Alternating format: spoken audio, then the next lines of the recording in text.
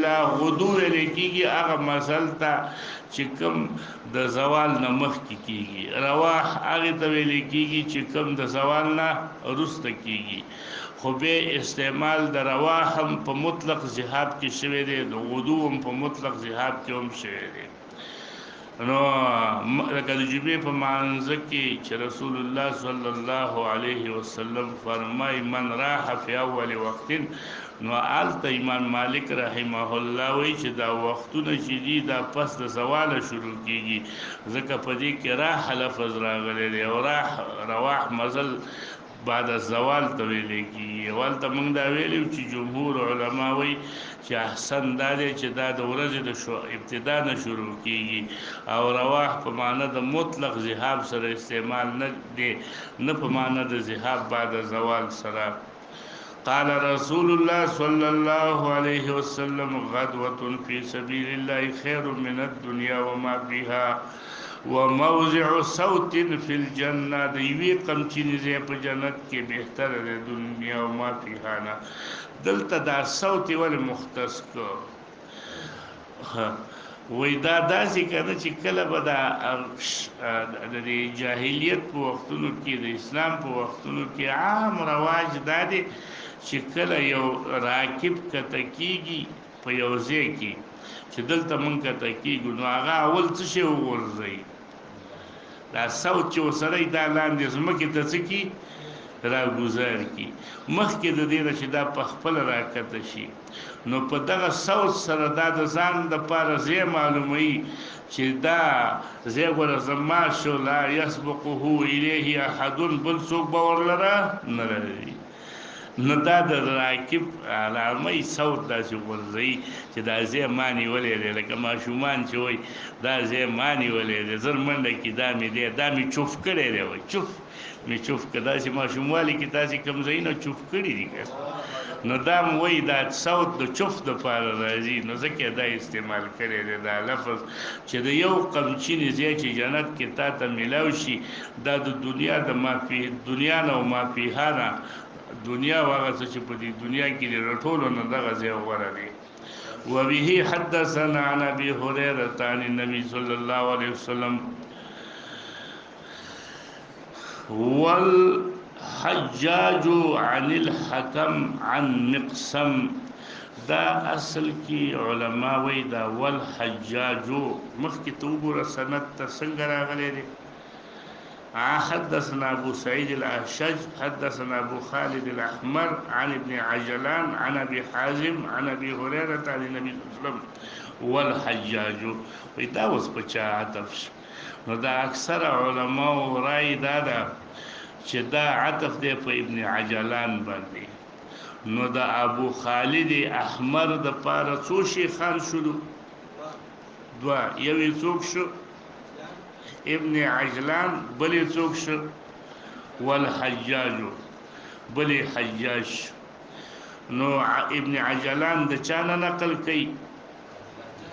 عن ابي حازم او حجاج د چانه نقل کوي عن الحق دا څه ګډ وډ لګیاسي تاسو لاندې ګور نه بس کیفه متفقه لګیاسي حجاج د چانه نقل کوي حکمنا هغه د چانه نقل کوي مقسم عن ابن عباس مخکینی روایت کې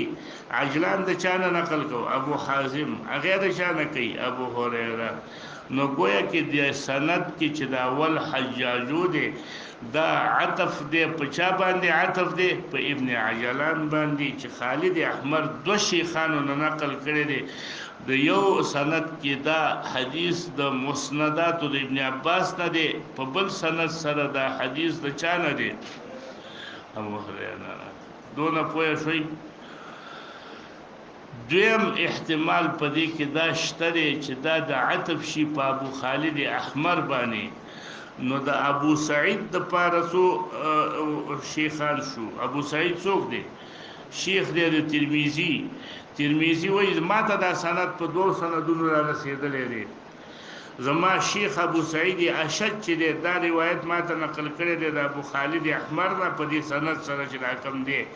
او زما دی شیخ ماته دا حدیث نقل کړی دی د چانه د حجاج نه په دغه سند باندې چې کوم دی عن ابن عباس عن النبي صلى الله عليه وسلم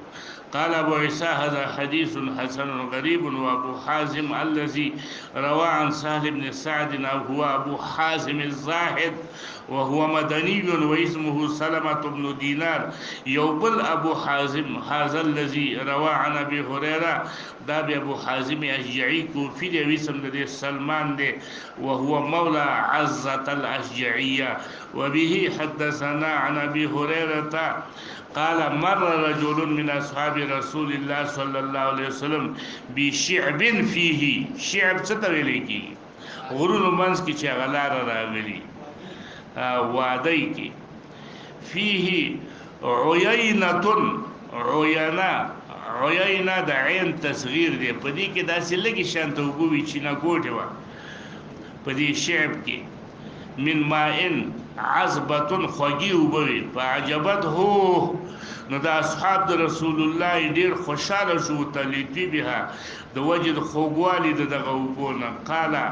او ویل لوی اعتزلتو دا چا ویلا دا یو سره چې د اصحاب د رسول الله نو په دغه وبو تیری دا هغه دا ویلا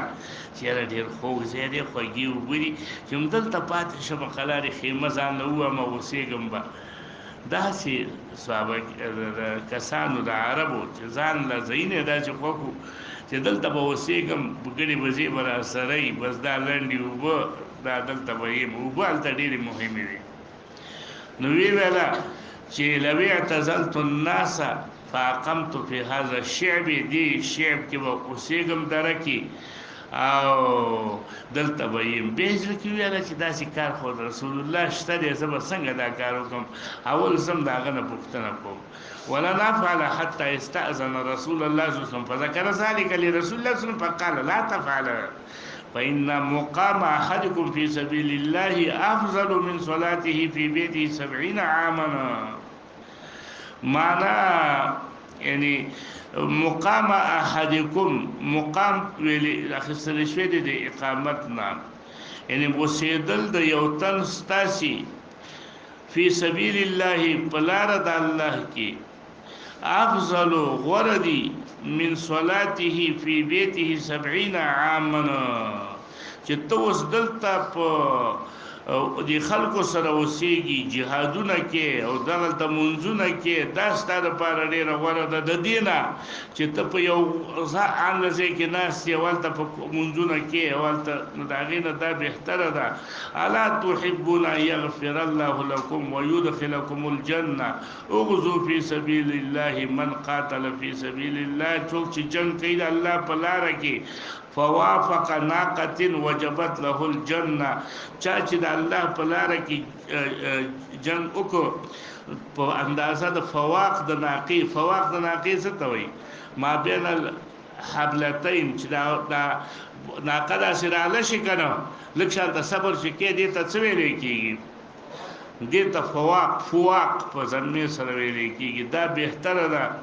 دا فواق چې په لار د الله کې ته او کې دغه اندازه و جنگيږي وجبت له الجنه وبه حدثنا عن انس ان رسول الله صلى الله عليه وسلم قال لغدوه في سبيل الله او روحه خير من الدنيا وما فيها ولقاب قوس احدكم او موضع يده في الجنه او اندازه د لیندې د یو تن ستاسي لینده څونه خودونه شي کنه دغه د اندازه د لیندې د یو په خوا به د ازمکه په لینده خرڅې د 2 لیندې 3 لیندې 4 لیندې یا اندازه د لاس د چې د څونه لاس رسی دونه اندازه زی په جنت کې بهتره ده د دنیا او ما فيها ولو ان امراه من نساء اهل الجنه اطلعت الى الارض کی و بیبی د جنت د حورنا راهکار شي د اسمکه ته لا ازواءت ما بينهما د اسمکه او د اسمانونو په منځ کې چې څو خلق دي دا ټول به یو پړقو کی ولا ملائت ما بينهما ريحا